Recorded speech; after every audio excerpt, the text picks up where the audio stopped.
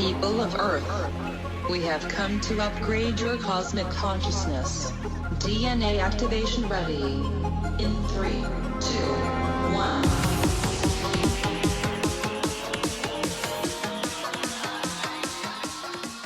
Hi, welcome to Q&A on Breakthrough Leadership. I'm Lou Quinto. And I'm Craig Anderson. Craig, Lou. I read somewhere that there's another Anderson engagement that happened in the last week or two.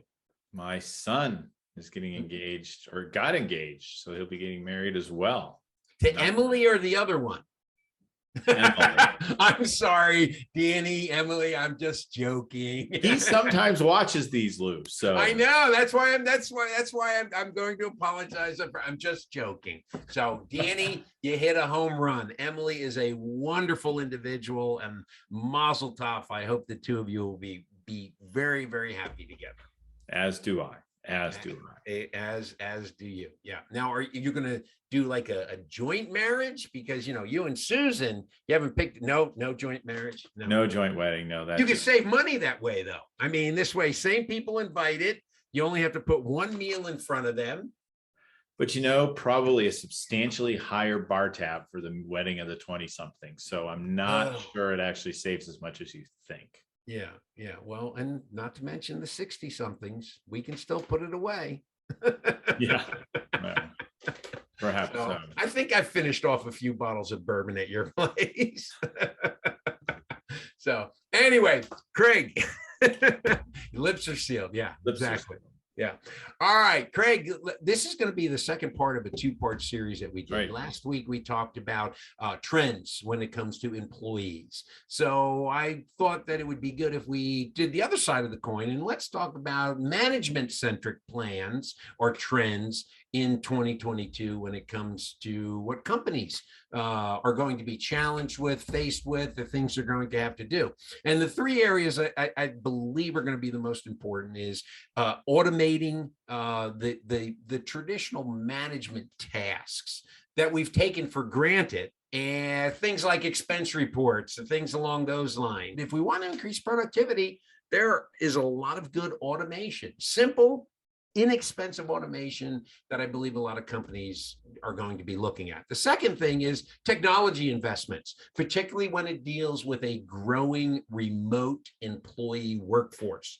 So then the last one is, I truly believe, because even though we're entering the third year, a lot of companies still haven't come down on which side of this remote work are they going to come? Are they going to be 100% remote? Are they going to be 100% no, you have to be on site, on campus?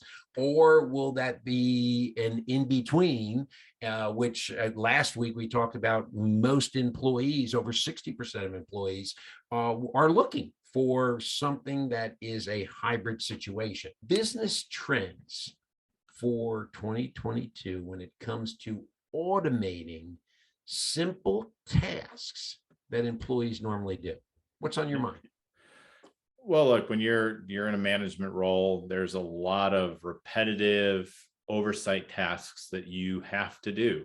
Expense reports are a great example of that.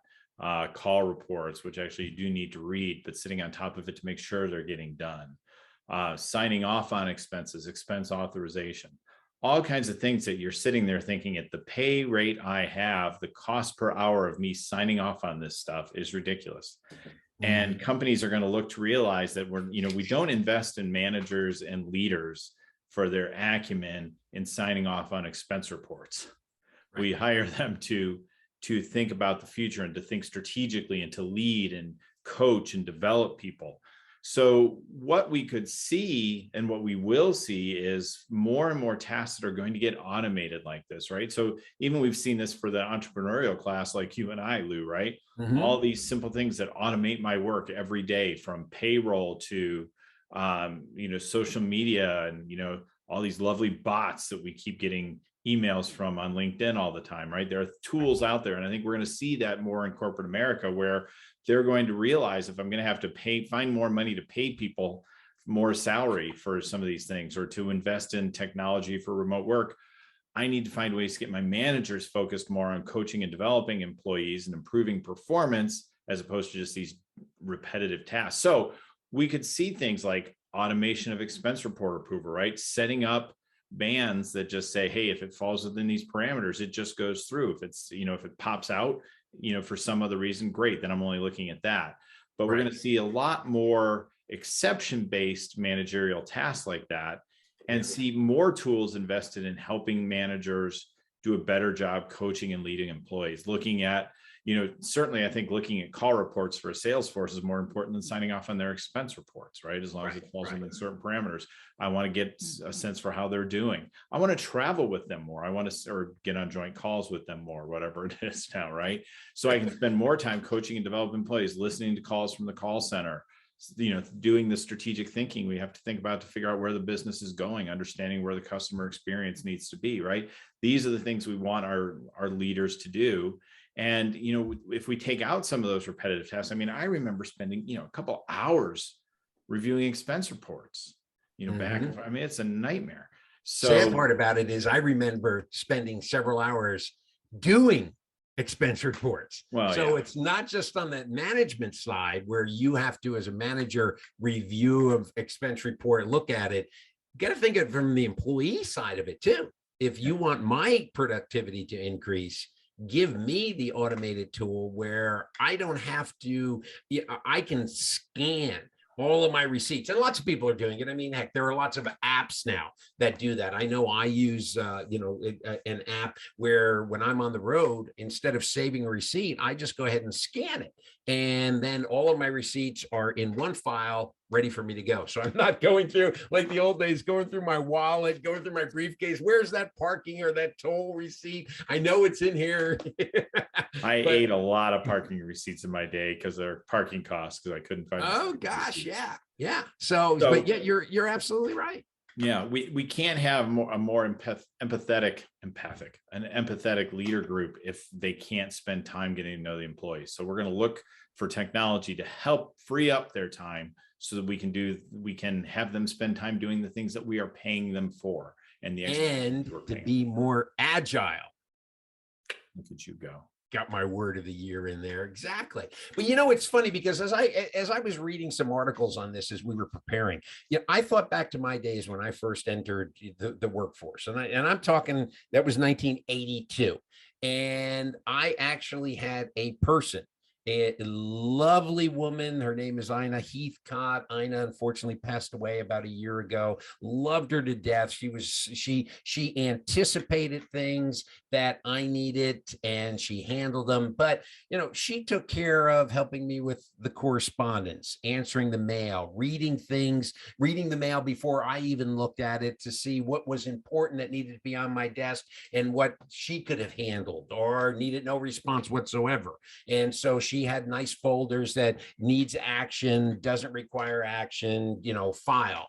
And the same thing when it came to if I had to travel, I would, Ina, would you handle making a reservation, a plane reservation? And those are the days when there was a travel agent. So she would have to call the travel agent. The travel agent would have to give her times and booking. And then she would get back and say, here's your opportunities. And I would do that. And then all of that started to get switched when technology came into it. I remember making my first plane reservations by myself, not even using a travel agent. By the first program that we had was called Sabre. And it was American Airlines put it out there where I could search prices and flights where I needed to go. And so all of a sudden that became my responsibility to do. And then as technology has progressed, obviously someone wasn't doing my typing anymore. I'm doing my typing. And so, yes, it's automated because I'm doing it myself. I don't have to give it to someone. They have to type it up. I would dictate it. They would type it up. They would get it back to me. I'd put a red pen to it. I'd get it back to them. They'd give it back to me, almost ready for signature or ready for signature. And if I saw a mistake, it had to go back to that person. So if you think about all of the monotony that was, involved in the business model back, and again, I'm not that old, but when I first started my career, automation has helped us get this far. And there are things such as everybody doing their own emails, writing their own letters, writing their own reports, that saves time, it saves money because I don't have to hire someone to do that.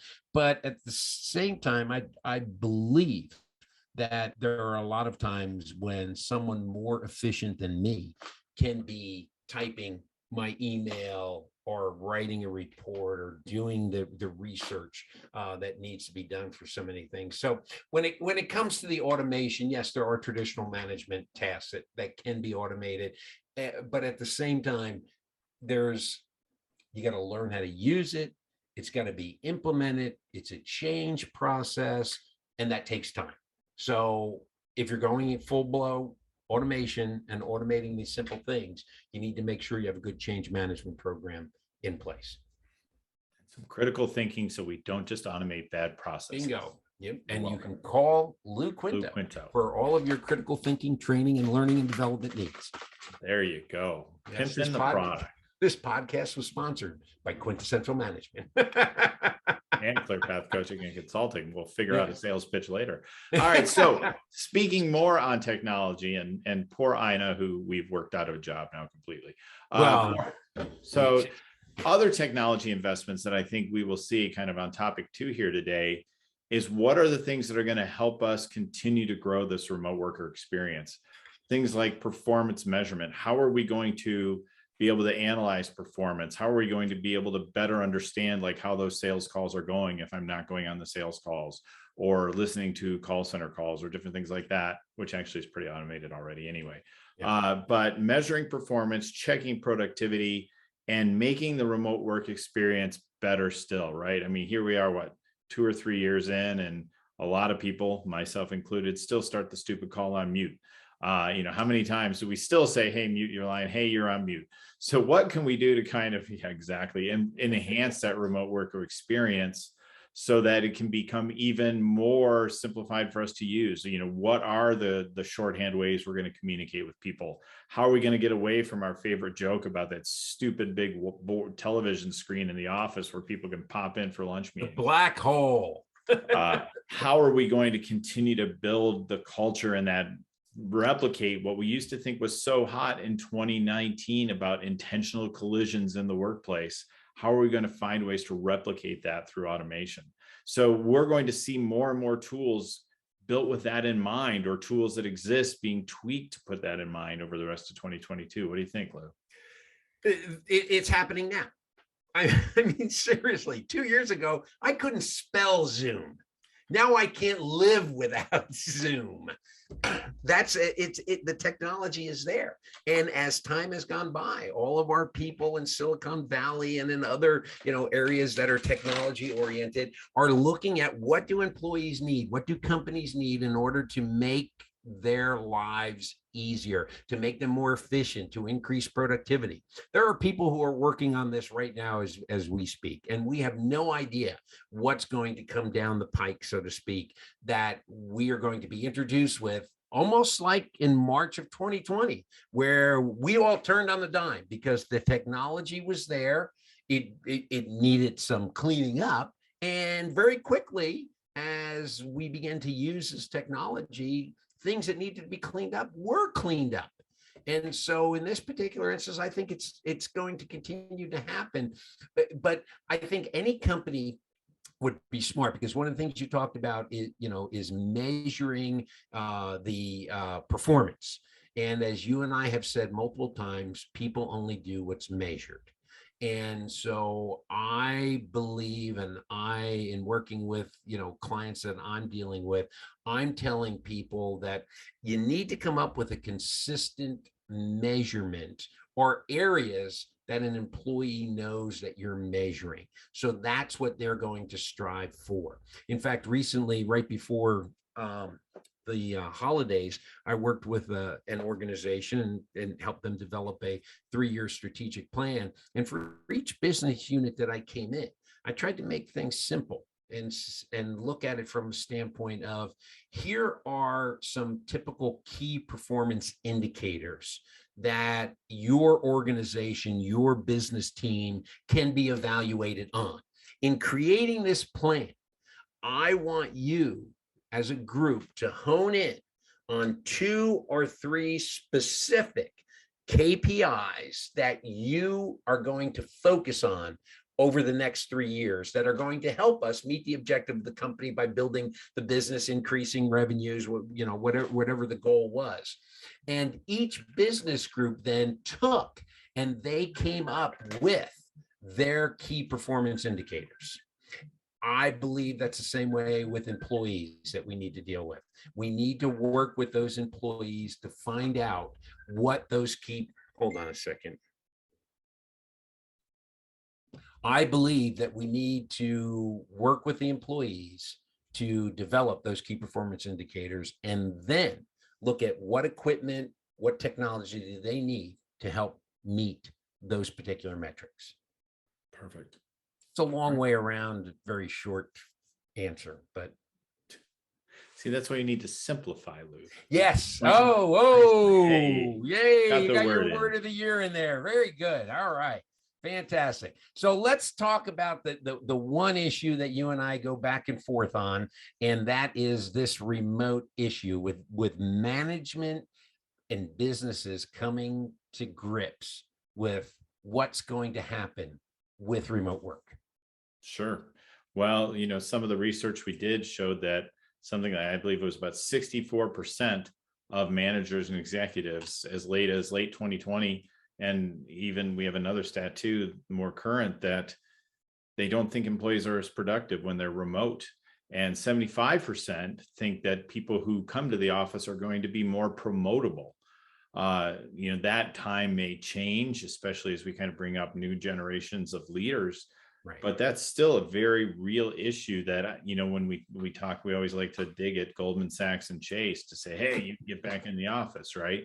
Right. Someday COVID's going to go away, or we're going to finally come to terms with it.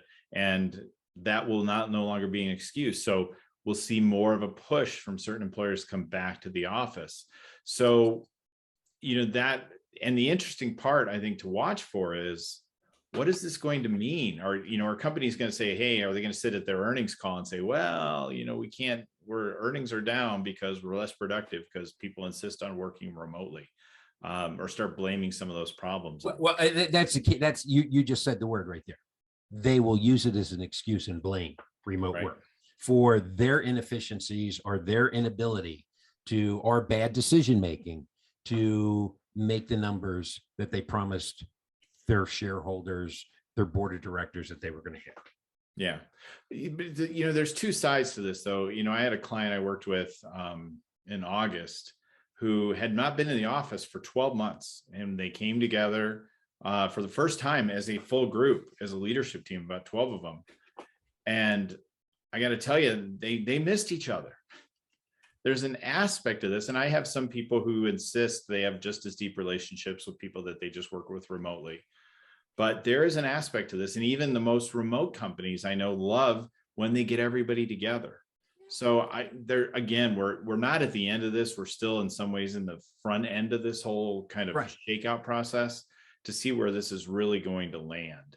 And I think we're going to come up with lots of overly complicated ways. Oh, well, what we'll do is Tuesdays, Thursdays, and alternate Wednesdays, you're in the office, and Mondays and Fridays are your productivity days that you work from home. And we're going to try and come up with all these convoluted ways to kind of make it reasonable and fair, or at least trackable. And I'm not 100% sure that's where we end up. Okay. And in that regard, let me just say, we are creatures of habit. Okay. And because we are creatures of habit, we are social creatures, and we want to be around other people. But I'm going to take the other side of that story. And you remember that guy, Fred, that was in the office, that every day that you had to go into the office and you saw him, your stomach turned, or you just went, oh God, not him again. I think by getting together on an infrequent basis, Fred becomes palatable. And we can say we actually missed Fred, where I know, and for our listeners and viewers, I'm sure there are 1 or 2 people that you hated to see in the office every day. I mean, they you look at you, shake your head. I'm a lover, Lou. Yeah, you're a lover. You had those people too. I've heard stories. No. And in fact, I've heard stories from some of the people that work from you, and you were that person that they didn't want to see coming down the hallway. Oh, I remember it differently, Lou. but you see what I'm saying is when we're all together, it's almost like, what's that Franklin quote about house guests? After 3 days, they begin to become like dead fish. They stink. I believe it's the same way with employees in the workplace. Being around everybody, yeah, there's that camaraderie, but at the same time, you need that sabbatical away from them and take them in bite-sized pieces. And so I believe that there is another side of that story when it comes to us getting together. And as you said, after 12 months, these people were happy to see each other. Bet you if you put them in the office for 12 days instead of 12 months, and they were the only people that they saw for 9-10 hours a day, by the end of those 12 days, they begin hating some of those people. Oh yeah. But okay, so I don't want to be the rebel rouser here, but I can see two sides of a coin here. But it will be interesting as this evolves over time, right? Because, historically we had who gets promoted? Oh, the people who put their nose to the grindstone. How did you put your nose to the grindstone? You worked a lot. Yeah, I was there at 7 o'clock every day and didn't leave until 7 o'clock at night. The boss saw me and everything. But you know what? The boss isn't there anymore.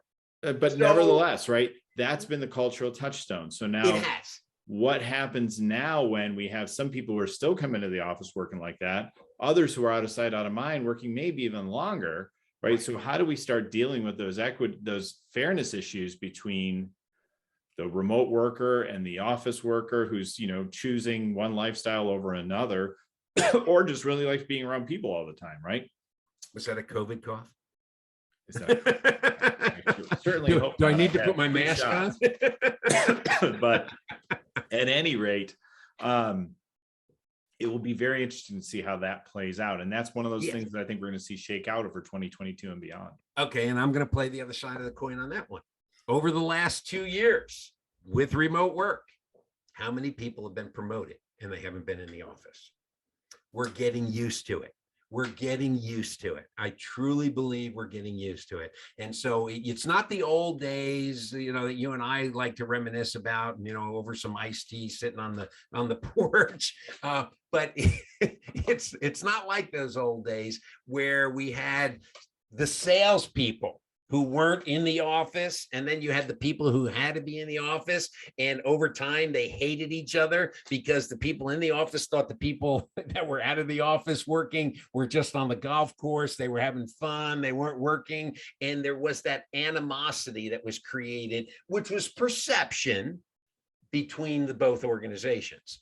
I believe with a very good hybrid situation, a company can get away from those old them are out of the office, we are in the office, us and them type of situation. And if you have the metrics, as we've just talked about, that are in place that you're using to measure those employees that are hybrid, that working, how are they doing at home versus how they're doing, when they're in the office. Again, this data is not available to us right now. But if that data is good, if I'm hiring someone for a promotion, I'm going to use that data to make my promotion, not my idea of, well, Craig was in the office at 7 every day. He doesn't leave until 7 at night. He's taking out the garbage. He's doing all the stuff that no one else wants to do.